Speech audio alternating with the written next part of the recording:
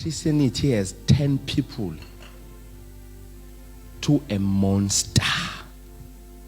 I've realized. Go on social media and check. Oh, banabantu who fight against me. You're told ukuthi amaKristu. Go and check ubani abantu abahlekisa ngedivorce yami. You're told ukuthi amaKristu. Go and check ubani ongiscandalizayo. Uyobona ukuthi amaKristu. Then zibuza question. Uma amaKristu ngempela kuyinkolo esiyidalelwe yobuNkulunkulu, kwenziwa yini sibe izinja kanje? Kukhona la konakele khona. Akuyona yethu lento. Into yethu ihamba nedlozi. Into yethu ihamba nempepho. Into yethu ihamba nomsamo.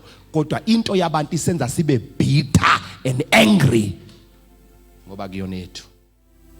If ufuna religion engenalo uthando, hamba nguMuslim uyothola uthando. Labantu abakhonza khona noma begqoka impahla abantu bahlupheka, kodwa uthola bengena ezitolo bemukeliswa imali.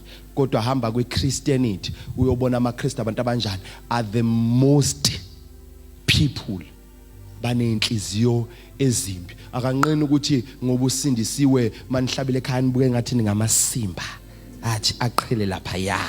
Uqhelela into azalwe ngayo wakhuliswa ngayo emenze waba kulesi sigaba akusona yikhonkwane zakubo uyazisimpuna. Angeke uyithole comfortability entweni ongayona yakho. Mawuthanda indoda nomuntu angithi uhlala ucasha njalo. Futhi uhlala udefensive njalo. Angimsukela ngena angisukela. Udefenda ngoba akusikho nokwakho. Kodwa into yakho awusozwa idefend. Bukani thina esikhonza uNkulunkulu siphinde ngoba idlozi liyaziwa liya acknowledge. Thina si acknowledge amadlozi ngeke usibone silwa on Facebook.